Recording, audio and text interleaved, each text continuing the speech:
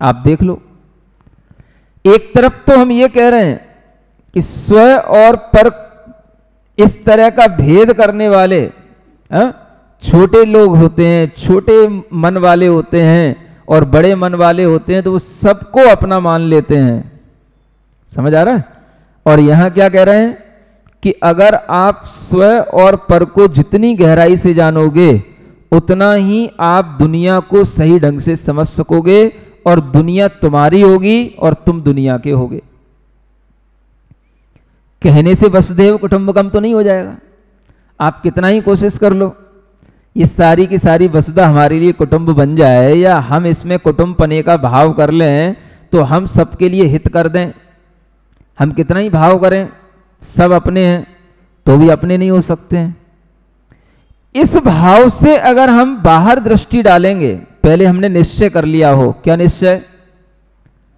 हमारा स्व स्व है और दूसरे का स्व उसका स्व है, हमारे लिए वह पर है, उसके लिए मैं पर हूं। ये जब हमारी दृष्टि में गहरा आ जाएगा तो अपने आप हमारे मन के अंदर इतनी उदारता आ जाएगी कि उसी उदारता के कारण से हम कभी भी किसी से लड़ेंगे नहीं, झगड़ेंगे नहीं। वो भी इसीलिए कहा जा रहा है सबको अपना कुटुंब मानो, माने सबसे प्रेम करो। लेकिन प्रेम आप देखोगे वास्तव में वही कर सकता है जो सबके बीच में रह करके सबसे अपने आप को भिन्न समझता है। प्रेम करने की ताकत उसी में है, सबको अपना बनाने की ताकत उसी में है। जो सबका बनना चाहेगा वो कभी सबको अपना नहीं बना पाएगा। आप देख लेना, कितनी आप अच्छी भावना कर लो, कितने ही आप जो है लोगों से घुल मिल लो, जितने ज्यादा आप लोगों से घुलोगे मिलोगे उतने ही ज्यादा लोग आपसे दूर भी हटेंगे। देख लेना, किसी भी तरीके की कोई भी फ्रेंडशिप हो, कुछ भी हो, समझ आ रहा है? और जितना आप अलग हटोगे उतना लोग जो है आपके लिए समझेंगे और आपके पास आएंगे। तीर्थंकर भगवान क्या करते हैं? सबसे घुल मिल के रहते हैं, तीन लोक के नाथ कहलाते हैं। क्या उनके लिए उनकी वसुधा पूरा कुटुंब नहीं है? पूरा समूह शरण जब लगता है तो देखो सब सभाएं भरी रहती खचाखच, और लोग जो है उनके पास में आते ही जाते हैं, आते ही जाते हैं, बैठते ही जाते हैं, सुनते ही जाते हैं, ध्यान ही नहीं रहता कितने बज रहे हैं, कितना दिन निकल गया है। समझ आ रहा है? और उन्हें किसी से भी अपनेपन का भाव नहीं है। समझ आ रहा है? एक बात और बताएं आपको कि अगर हम कभी व्यवहार को भी, बाहरी बातों को भी एक एक्सट्रीम लेवल पर जाकर के देखें तो आपको लगेगा कि वह भी हमारे लिए अपने अंदर एक निश्चय की भावना दे रहा है। अगर बिल्कुल और एक्सट्रीम पे जाकर के देखें, अभी तो हमने जो व्याख्या की वो कैसी की? आपके मोह के अनुसार की। लेकिन अगर हम और उसका लेवल बढ़ाएं, कैसा लेवल बढ़ाएं? कि हम अगर सबको अपना मानते चले जाएं, सबको अपना मानते चले जाएं, सबको अपना मानते चले जाएं, तो आपके मन में एक भाव ये आएगा कि इन सब का भी हित उसी तरह होना चाहिए जैसे हमारी आत्मा का हो रहा है। अपना मानने का मतलब क्या है? सबका हित होना, और वह सबके हित की भावना आएगी तो ही उस आत्मा के अंदर ऐसे तीर्थंकर नाम कर्म का बंद होगा कि वह उस भावना के कारण से फिर कभी जब तीर्थंकर बनेगा तो वह कई कई लोगों के कल्याण का कारण अपने आप बन जाएगा। तो क्या समझ में आया? जितना हम स्व और पर के भेद को मिटाएंगे उतना हम मोही होंगे, और जितना मोही होंगे उतना ही जो है हमारे लिए दुख होगा। और जितना हम स्व और पर के भेद को दृढ़ बनाएंगे उतना ही हम निर्मोही होंगे, और उतना ही हम दूसरों के लिए भी अच्छा कर पाएंगे और अपने लिए भी अच्छा कर पाएंगे। है कि नहीं विचित्रता? इसीलिए संसारी जीवों को ये अध्यात्म पसंद नहीं आते, सुन भी लें तो उनके गले नहीं उतरते। क्यों नहीं उतरते? बिल्कुल उल्टा लगता है। बचपन से समझाया गया है सबसे घुल मिल करके, सबको अपना मान करके रखो, सबको अपना बनाओ। जितना ज्यादा आप नंबर सबके ले सकते हो उतने सबके नंबर लो। जितना ज्यादा आप दूसरों की केयर करोगे उतने ही आपकी पर्सनैलिटी डेवलप होगी। समझ आ रहा है? और यहां क्या कह रहे हैं? Care your self only. केवल अपनी केयर करो। जब आप अपनी केयर करोगे तो दूसरे लोग भी आपकी केयर अच्छी करेंगे और आपके द्वारा भी दूसरों की अच्छी केयर हो सकती है। और यही वजह होती है तीर्थंकर भगवान अपनी केयर करते करते करते करते इतने बड़े बन जाते हैं कि उनके लिए दूसरों की केयर करने के लिए जो है सोचना नहीं पड़ता है। बस दूसरा उनके सामने आके बैठ जाए, उसकी केयर अपने आप हो जाएगी। और क्या होता है? दूसरा सामने आकर के बस बैठा, अपने आप बिल्कुल केयरफुल हो जाएगा, अलर्ट हो जाएगा। अपने आप उसके अंदर उस चुंबकीय तत्व का प्रभाव उसके अंदर पड़ने लग जाएगा। यही वजह होती है कि तीर्थंकर भगवान अपने आप में इतने समर्थ होते हैं कि 3 लोक के जीवों को अपने पास में बुला लेते हैं, लेकिन फिर भी कभी ये भाव नहीं करते कि ये सब मेरे हैं। आ रहा है समझ में? और आप क्या चाहते हो? जो अपने हैं वो तो अपने हैं ही, और जो अपने नहीं है वो भी हमारे अपने हो जाएं। तो आप इसी विचार में हमेशा रहते हो। यही एक वजह होती है कि हम कभी मोह से रहित होकर अपनी आत्मा का संवेदन नहीं कर पाते हैं। जितने भी तीर्थंकर बनते हैं सब पहले निर्मोह होते हैं, और निर्मोह होने के लिए गृह त्याग करते हैं, अपने परिवार से मोह छोड़ते हैं, और सब प्रकार का मोह छोड़ने के बाद में वह एकाकी होकर के बिल्कुल अकेले जंगल में, वनों में, गुफाओं में निवास करते हैं। और वहां पर भी बैठे बैठे क्या करते हैं? क्या करते हैं? अब समझ में आएगा आपको क्या करते हैं?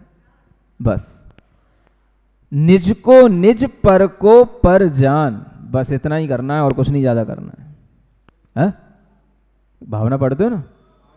निज को निज और पर को पर जान। बस हूं स्वतंत्र निश्चल निष्काम, ज्ञाता दृष्टा आत्म राम। जितना हमारे ज्ञाता दृष्टा भाव में हमारा आनंद आएगा, उसमें हम रमण करेंगे, उतना ही देर समझो कि हमने मोह से रहित होकर के जीवन जिया। और जैसे ही हमारा वह भाव स्वयं से हट जाता है तो मोह सामने आके खड़ा हो जाता है, और फिर हमारे अंदर ये परिकल्पनाएं आने लग जाती हैं, यह मेरा है, यह तेरा है, ये हैं, ये हैं, ये हैं। पुत्र, कलत्र, मित्र, ये सारे के सारे संबंध कब बनेंगे? जब हम अपने से हटे हुए होंगे, अपने से दूर होंगे। तो अपने आप को इन सब द्रव्यों के बीच में रहकर के भी अपने आप को हटाओ इन द्रव्यों से। कैसे हटाओ? तो अपने में अपना दृढ़ निश्चय करो कि मैं स्व निज चैतन्य आत्मा, ज्ञानमय आत्मा, ज्ञायक स्वभाव वाला आत्मा हूं। और ये जो मेरा आत्मा का स्वभाव है, ये भले ही अनेक अनेक लोगों का स्वभाव है, लेकिन सबके स्वभाव से मेरा स्वभाव तो बिल्कुल अलग ही है। नहीं समझ आया? जैसे अनेक अनेक प्रकाशों का, अनेक अनेक दीपकों के प्रकाश का एक ही स्वभाव है, सब में प्रकाश आ रहा है, लेकिन फिर भी हमारा जो दीपक है उसका प्रकाश अपने आप में बिल्कुल अलग है। सबके साथ मिल जाता है तो हमें पता नहीं पड़ता है कि ये अलग है, एक में एक सा लगता है, लेकिन जब हम उससे अपने से अलग हटाएंगे तो हमें समझ आएगा कि नहीं, इसका प्रकाश बिल्कुल अलग है। तो यहां वही बात कही जा रही है। आप भी अपने आप को सबके बीच में रहते हुए भी सबसे अलग हटा करके अपने आत्म द्रव्य का निश्चय करो कि मेरा जो आत्म द्रव्य है वह सब आत्माएं ज्ञान गुण वाली हैं, लेकिन सबकी आत्माओं के ज्ञान गुण से मेरी आत्मा का जो ज्ञान गुण है वो बिल्कुल अलग है कि नहीं? सब जीवों से भी अपने को पृथक देखना है, सभी आत्माओं से अपने को पृथक महसूस करना है, तो वो भी गुण के माध्यम से होगा। कौन सा गुण? तो वही ज्ञान गुण, दर्शन गुण। तो इसी गुण के माध्यम से अपनी आत्मा को भिन्न जानना, भिन्न श्रद्धा में लाना कि ये सभी आत्माएं ज्ञान स्वभाव वाली हैं, ये सच है, लेकिन जैसा मेरी आत्मा का ज्ञान स्वभाव है वैसा इन आत्माओं के ज्ञान स्वभाव में एक मेकपना हमें दिखाई नहीं देता, जो कि हमें अपने अंदर दिखाई दे रहा है। और उस एक मेकपने को जब हम अपने से, अपने ही ज्ञान, अपने ही आत्मा से एक मेकपना अपना महसूस करेंगे, सुनिर्मलः ज्ञान महसूस होता है, वैसे ही ज्ञान और दर्शन हमारा हम ही में रहता है, वह कभी भी हमको छोड़ के नहीं जाता। हम उसकी तरफ ध्यान नहीं रखते, इसलिए हमें उसका कभी भी पता नहीं पड़ा। किसका पता नहीं पड़ा? बस अपनी आत्मा का, अपने ही ज्ञान स्वभाव का, अपने ही आत्मा के ज्ञायक स्वभाव का हमें अभी तक ज्ञान नहीं हुआ। क्यों नहीं हुआ? जो चीज हमारे पास जितनी होगी वह चीज हमारे से उतनी ही दूर होती है। निकट की चीज अपने से हमेशा दूर होती है, और जो चीज अपने में बिल्कुल घुल मिल रही होगी वह चीज हमें दिखाई नहीं देगी, बाकी सब दुनिया की चीज दिखाई देंगी। तो उसका कारण क्या है? तो आचार्य कहते हैं इसी का नाम मोह है। जैसे हमें अपनी आंख का काजल दिखाई नहीं देता, हमें अपनी नाक की सेप दिखाई नहीं देती, हमें अपने माथे पर लगी हुई बिंदी दिखाई नहीं देती, वैसे ही हमें अत्यंत निकट में जो हमारा आत्मा है वह आत्म स्वभाव भी हमें कभी जानने में नहीं आता है। ये अत्यंत निकटता का परिणाम है। तो यहां पर जो ज्ञान दिया जाता है वो इसी बात को बताने के लिए दिया जाता है कि हम पर को तो खूब जान रहे हैं और ये भी मान रहे हैं कि यह पर अपने से भिन्न है, लेकिन उसको मानते हुए भी हम अपने को अपने में महसूस नहीं कर रहे हैं कि हम आखिर क्या हैं। तो आचार्य कहते हैं गुण के माध्यम से अपने और पर का भेद विज्ञान करो। इसका एक ही तरीका बताया, गुण के माध्यम से। गुण माने जो आत्मा का विशेष ज्ञान गुण है, आत्मा का विशेष दर्शन स्वभाव वाला गुण है, इस ज्ञान दर्शन स्वभाव की अनुभूति करो। जितना ज्यादा आप ज्ञान दर्शन स्वभाव में स्थिर होंगे उतना ही आपके अंदर ये निश्चय होगा कि मैं आत्मा हूं, मैं ज्ञान दर्शन स्वभाव में हूं, और यही आत्मा का स्वभाव अन्य शरीर आदि के स्वभाव से भिन्न है। जो लोग बूढ़े हो जाते हैं, सुन रहे हो, आप उनकी तरफ कभी गौर से देखना, बूढ़े होने के बाद में या रोगी होकर के जो केवल बिस्तरों पर पड़े रहते हैं, तो उन लोगों के लिए देखा जाए तो केवल क्या हो जाता है, काम वही कर रहे हैं, वो हर चीज को बस जानेंगे, खटिया पे या बिस्तर पर पड़े पड़े बस हर चीज को देखते रहेंगे, जानते रहेंगे, हर चीज को देखते रहेंगे, जानते रहेंगे। उनमें कोई भी चीज की प्रतिक्रिया करने की भी इच्छा नहीं रह जाती। ये भी होता है कुछ बूढ़े बाड़े लोग जिनको जो है ऐसा लगता है कि हमारे घर में सब अच्छा है, हमें कुछ भी जो है किसी के लिए नहीं कहना है, तो वह केवल पड़े रहेंगे बस। और क्या करेंगे, जो है हमको भोजन दे गया, कब हमारे कपड़े बदल गया, कब हमारे लिए सेवा कर गया, आ गया चला गया, जानना और देखना चल रहा है।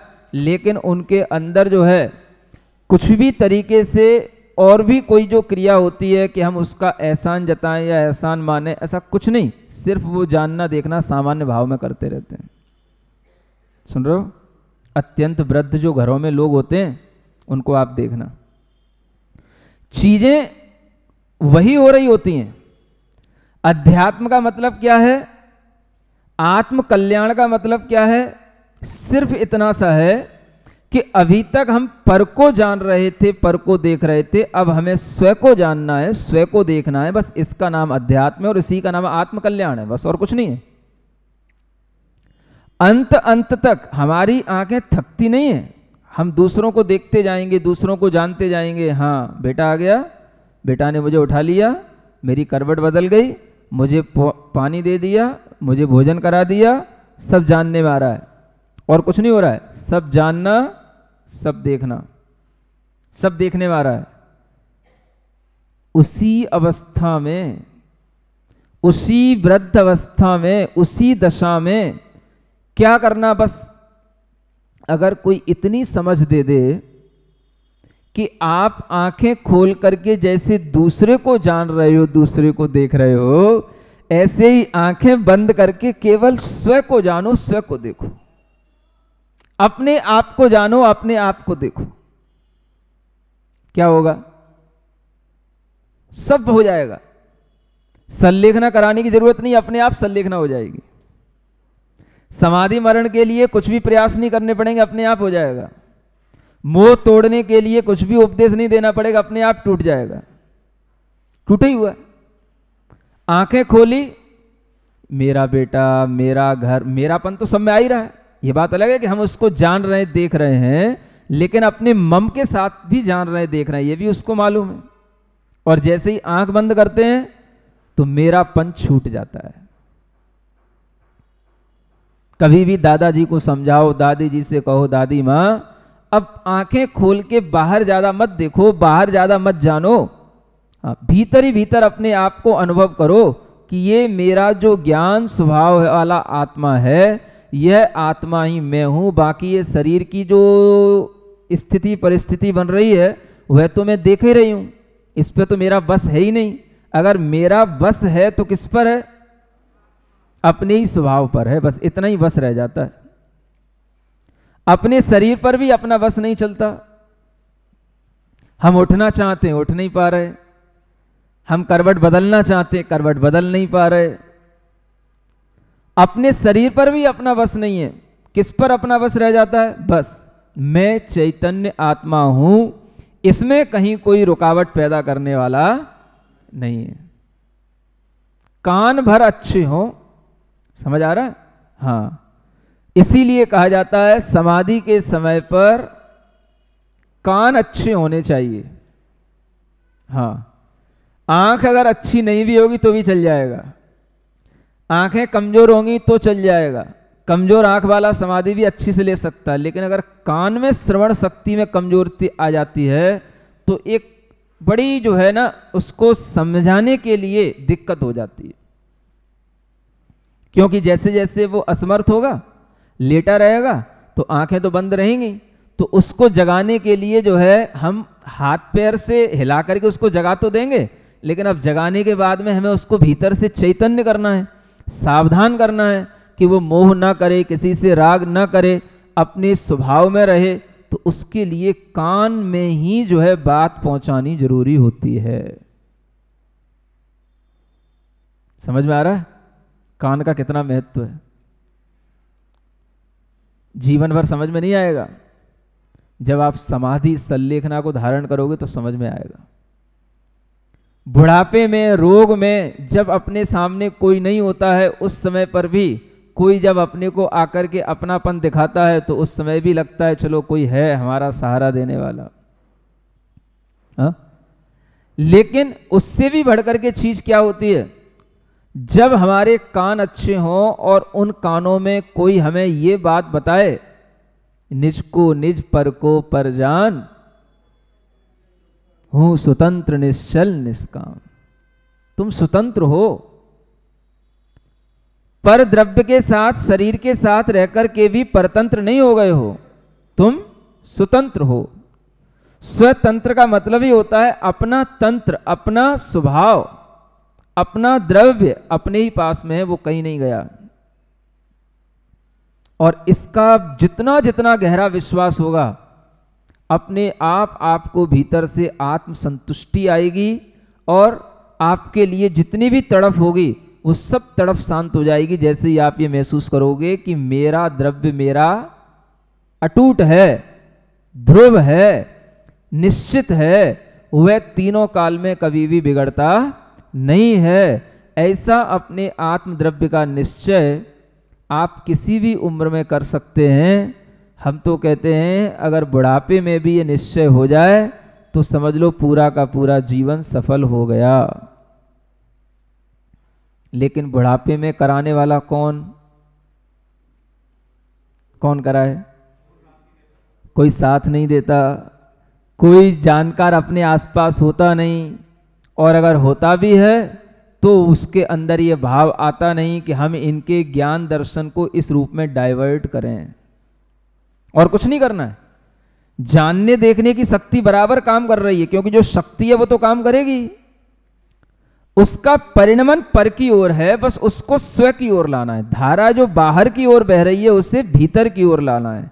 धारा जो पर को विषय बना रही है उस धारा को अपने निज को विषय बनाना है। बस इतना, बस उपयोग का डाइवर्ट जब होने लग जाता है तो बस वहीं पर निर्मोहपना आ जाता है।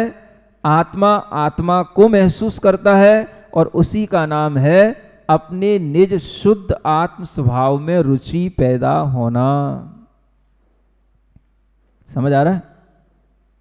आप पूजा भी बहुत करते हैं मान लो, उसका भी प्रयोजन क्या होता है? कई बार लोग पूजा तो करते हैं, लेकिन पूजा करने के बाद में भी हमारा प्रयोजन क्या पूजा का अगर पूछा जाए, लोग कहेंगे नहीं हमें तो बस भगवान की पूजा करने में आनंद आता है इसलिए पूजा करते हैं, हमें नहीं मालूम क्या प्रयोजन है। ऐसा भी होता है कि नहीं होता है? अक्सर ऐसा ही होता होगा। लेकिन पूजा का भी प्रयोजन वही होता है जो आपको यहां बताया जा रहा है। जो समाधि मरण का प्रयोजन है, जो स्वाध्याय का प्रयोजन है, वही प्रयोजन पूजा का भी होता है। पूजा से भी हम अपनी दृष्टि अपनी ओर लाते हैं। जिन भगवान की हम पूजा कर रहे हैं उन भगवान को देख करके कि देखो ये भगवान पर को नहीं देखते, पर को अपना विषय नहीं बनाते, इनका विषय केवल स्व है, स्व में ही है। इसीलिए भगवान की पूजा करके हमें भी अपने स्व को विषय बनाना है और निज को निज ही जानना है। यही पूजा का सार है। ऐसा हो पाता है?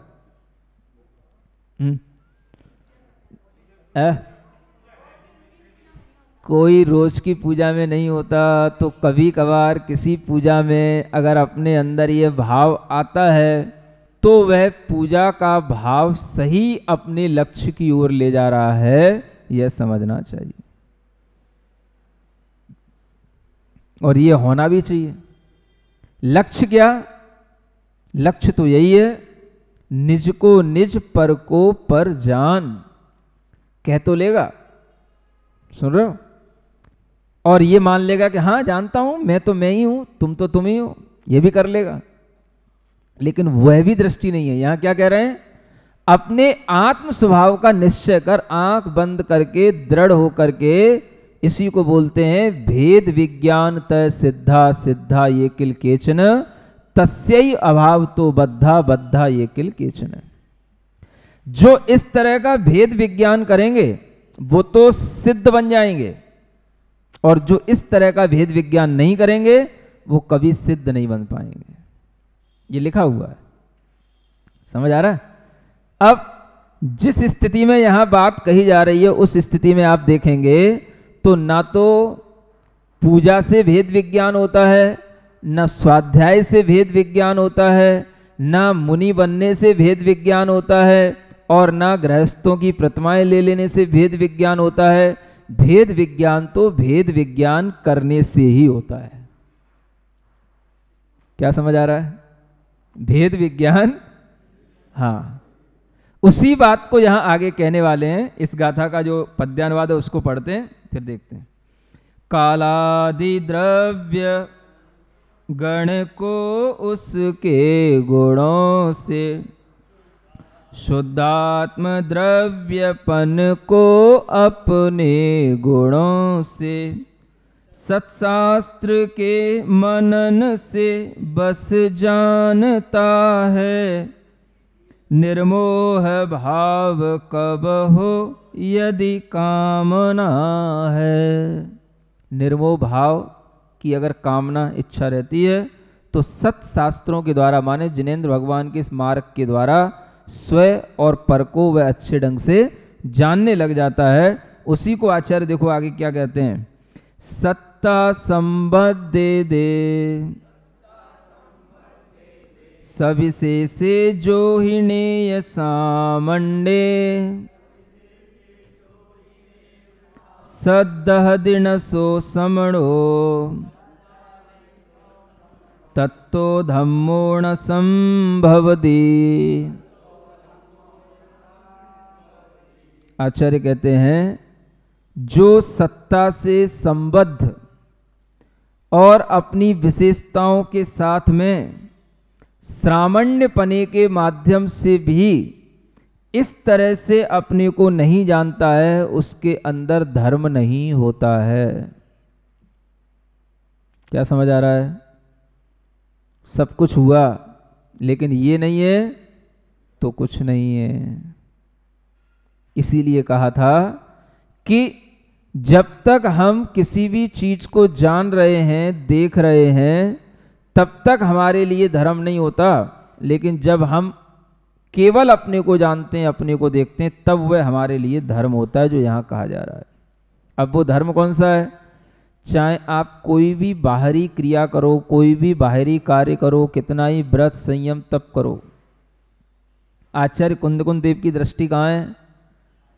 बस ये करो तो सब ठीक है, और ये नहीं किया तो कुछ नहीं किया। इनके लिए धर्म क्या है? देखो ये कह रहे हैं, वो धर्म को श्रमण बनने के बाद भी वह श्रामण्य अगर आता है तो श्रामण्य का मतलब ही है बस स्वयं को स्वयं जानना।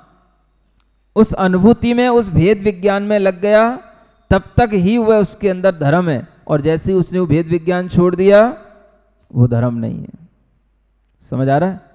ये आचार्य कुंदकुंद देव की दृष्टि है, मतलब निश्चय प्रधान दृष्टि ये कहलाती है। और इस निश्चय प्रधान दृष्टि में व्यवहार की कोई भी चीज धर्म नहीं कहलाती है।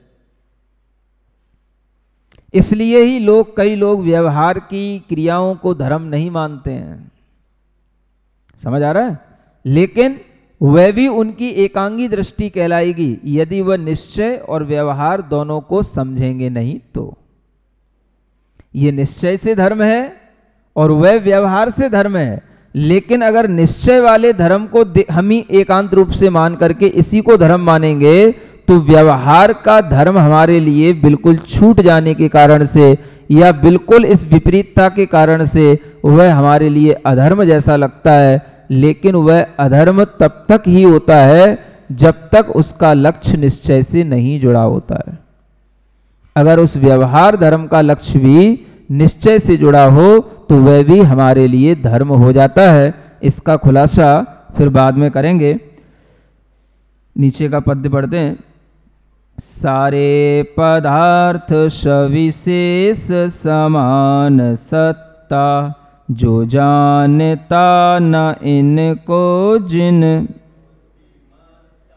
श्रामण्य ऊपर भले वह धार पाता, होता नहीं श्रमण धर्म न।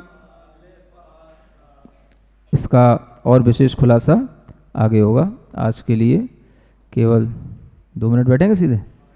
चलो बैठ जाओ, आंखें बंद करो। ओम अरहम सत्ता संबंधे दे सविशेषे जो ही नेव सामंडे। यहाँ पर सत्ता से संबद्ध जो विशेषताएं हैं उसको जानने के लिए कहा गया है। सत्ता का मतलब होता है, सत का भाव सत्ता कहलाती है। सत माने अस्तित्व। जो चीज सतरूप है, अस्तित्व के साथ में है, उसका जो भाव है उसी को हम सत्ता कहते हैं। आचार्य कुंदकुंद देव ने पंचास्तिकाय में कहा है, सत्ता सब पयत्था, सत्ता सभी पदार्थों की होती है। तो सत्ता का अर्थ होता है कि हम सभी पदार्थों की सत्ता को, माने उसके अस्तित्व को स्वीकार करें। जब हम सभी के अस्तित्व को एक समान रूप से स्वीकार करते हैं तो वो कहलाता है सादृश्य अस्तित्व। और उनके अंदर भी वैसा ही आत्मा है जैसा हमारे अंदर होता है। इस बात की जो हमारे अंदर एक श्रद्धा आती है, ज्ञान आता है, इसको आचार्य कहते हैं महासत्ता को स्वीकार करना। क्या बोलते हैं इसको? महासत्ता। और जब इसको स्वीकार करने के बाद में जब हम अपने अस्तित्व को उन सबसे पृथक स्वीकार करते हैं तो इसे एक अवान्तर सत्ता का नाम दिया जाता है। अवान्तर सत्ता विशेष सत्ता का नाम है। एक सामान्य सत्ता हो गई और एक विशेष सत्ता हो गई, एक महासत्ता हो गई, एक अवान्तर सत्ता हो गई। ऐसे सत्ता को स्वीकार करके और अपने उस आत्म तत्व को जो द्रव्य गुण और पर्यायों से सहित है उसका जो श्रद्धान करता है, उसका अपनी आत्मा में निश्चय करके उसी में रुचि रखता है, उसी को यहाँ पर सम्यक दृष्टि कहा जाता है, उसी को यहाँ पर सम्यक ज्ञानी कहा जाता है और उसी को सम्यक चारित्र वाला कहा जाता है। उसका भी कारण यह है कि मुख्य रूप से अध्यात्म ग्रंथों में निश्चय सम्यक दर्शन ज्ञान चारित्र की मुख्यता से वर्णन होता है। और निश्चय सम्यक दर्शन ज्ञान का मतलब ही होता है केवल अपनी आत्मा की रुचि करना, इसका नाम हो गया निश्चय सम्यक दर्शन। अपने ही आत्मा का ज्ञान रखना या स्वसंवेदन करना, इसका नाम होता है निश्चय सम्यक ज्ञान। और अपनी ही आत्मा में लीन रहना, इसका नाम होता है निश्चय सम्यक चारित्र। तो यही जो परिणति है, यही परिणति हमारे अंदर एक आत्मा की शुद्धता की परिणति को लाने का काम करती है। इसी को शुद्धोपयोग कहा जाता है। जो आपको प्रारंभ में 3 प्रकार के उपयोग बताए थे, तो शुद्धोपयोग जो बताया था वो शुद्धोपयोग यही कहलाता है। और उस शुद्धोपयोग से ही धर्म होता है, ऐसा भी पहले कहा था। उसी को यहाँ कहा जा रहा है कि जो इस प्रकार के धर्म को धारण करता है वह तो श्रमण है। श्रमण माने मुनि हैं। और जिनमें इस प्रकार का धर्म नहीं होता तो वो कहते हैं यहाँ पर कि वो श्रमण नहीं है। कौन श्रमण नहीं है? जिनमें निश्चय सम्यक दर्शन ज्ञान चारित्र रूप धर्म होगा, शुद्धोपयोग होगा, तो वे श्रमण हैं। और जिनमें यह निश्चय सम्यक दर्शन ज्ञान चारित्र रूप धर्म न हो तो वह श्रमण नहीं। समझ आ रहा? मतलब यह आचार्यों की विवक्षाएं होती हैं जिसके माध्यम से उन्हें मुख्य रूप से धर्म कहाँ घटित होता है यह बताना है और वह धर्म का स्वरूप क्या होता है यह बताना है। अब यहाँ पर धर्म क्या हो गया? धर्म की परिभाषाएं भी अलग अलग स्तर पर बदलती रहती हैं। समझ आ रहा है? धर्म की परिभाषा अलग अलग भूमिका में अलग अलग हो जाती है। पहले आपको बताया जाएगा सम्यक दर्शन ही धर्म है। समझ आ रहा है? दंसण मूलो धम्मो, ऐसा आचार्य कुंदकुंद देव कहते हैं। ठीक है? जब आपने सम्यक दर्शन अंगीकार कर लिया तो फिर कहेंगे व्रत गुप्ति समिति चारित्र का पालन करना ही धर्म है। जब आपने व्रत गुप्ति समिति सब पालन कर लिए, ये भी धर्म हो गया, तो अब कहेंगे कि निश्चय सम्यक दर्शन ज्ञान चारित्र को प्राप्त होना ही धर्म है। समझ आ रहा? तो कई लोग क्या गलती करते हैं कि ये भूमिकाओं में जो धर्म की परिभाषा बदलती जाती है वह भाव न समझ पाने के कारण से जब ये उत्कृष्ट भूमिका वाले ग्रंथों को पढ़ते हैं तो उन्हें यही समझ में आता है कि धर्म तो वही है जो इसमें लिखा है, बाकी का और कोई धर्म नहीं है। तो वे ये गलती कर जाते हैं कि उन्हें कुछ भी फिर निचला कुछ भी धर्म समझ नहीं आता है, वही धर्म समझ में आएगा जो यहाँ लिखा है। तो यहाँ क्या लिखा है? यहाँ लिखा है निश्चय सम्यक दर्शन, निश्चय सम्यक ज्ञान और निश्चय चारित्र रूप। जो श्रामण्य होता है वही शुद्धोपयोग होता है, वही धर्म होता है। उसी धर्म में जो लीन है वो तो शुद्धोपयोगी हुए, वो श्रमण कहलाएंगे। और जो इस तरीके के शुद्धोपयोग में नहीं है तो वो धर्म नहीं है उनके अंदर, ये समझना, माने वो श्रमण नहीं है। सुन रहे हो? यही आचार्य कुंद देव जब अष्टपावड़ ग्रंथ लिखते हैं तो वहां लिखते हैं दंसण मूलो धम्मो। इसी प्रवचन सार में आगे चारित्र चूलिका लिखेंगे तो उसमें कहेंगे समणा शुद्ध वजुत्ता सुहोवजुत्ता व होदि समयम में। श्रमण शुद्धोपयोगी भी होते हैं और श्रमण शुभोपयोगी भी होते हैं, ऐसा समय माने आगम में कहा है। आगे चारित्र चूलिका जो लास्ट में पढ़ोगे जब आप तब मिलेगी वो गाथा। सुन रहे हो? और अभी क्या कह रहे हैं? जो इस निश्चय सम्यक्त रूप धर्म में नहीं जुड़ा हुआ है वह श्रमण नहीं है ना? क्योंकि इस गाथा का अर्थ केवल इतना नहीं है कि हमने तत्वार श्रद्धान रूप सम्यक दर्शन कर लिया तो उसका श्रद्धान करने से हमारे अंदर सम्यक दर्शन होगा, ये नहीं कह रहे हैं। यहां क्या कह रहे हैं? सत्ता संबंध दे दे सब से, जो सत्ता से संबद्ध विशेषताओं से सहित जो अपना आत्मा है उसका जो श्रद्धान नहीं कर रहा है, तत्व श्रद्धान नहीं कर रहा, उसके लिए नहीं कहा गया। किसके लिए कहा गया? अपनी आत्मा का श्रद्धान करने का मतलब है उसी में रुचि होना, उसी में प्रतीति होना, केवल आत्म तत्व की। तो जो अपने आत्म तत्व की प्रतीति नहीं कर रहा है, माने उसका अनुभव नहीं कर रहा, यहां श्रद्धा का मतलब श्रद्धा कहो, रुचि कहो, प्रतीति कहो, अनुभव कहो, एक ही बात होती है। तो जो अपनी आत्मसत्ता का, अपनी आत्मसत्ता का सबसे पृथक होकर के अपने आत्मसत्ता का अनुभव नहीं कर रहा है तो उसके लिए धर्म नहीं हो रहा है। उस श्रमण को यहां पर कहा जा रहा है कि वह श्रमण नहीं है। समझ आ रहा है? तो क्या अर्थ हुआ? जब तक मुनि महाराज ध्यान में लीन होकर के सब द्रव्यों से पृथक अपने मन वचन काय से भिन्न केवल जब शुद्ध आत्मा का अनुभव करेंगे तभी तक वो मुनि महाराज हैं, श्रमण हैं, तभी तक उनके अंदर श्रामण्य है। श्रमण का भाव श्रामण्य कहलाता है, तभी तक वो भाव श्रमण कहलाएंगे। समझ आ रहा है? और जैसे ही जो है उन्होंने अपना ध्यान छोड़ा तो वो श्रमण नहीं। अब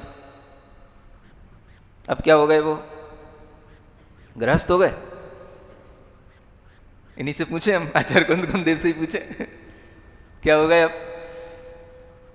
वो अपनी आत्मा का श्रद्धान, अपनी आत्मा की प्रतीति कब तक करेंगे, कितनी देर तक करेंगे? और जिस शुद्धोपयोग के माध्यम से यहां पर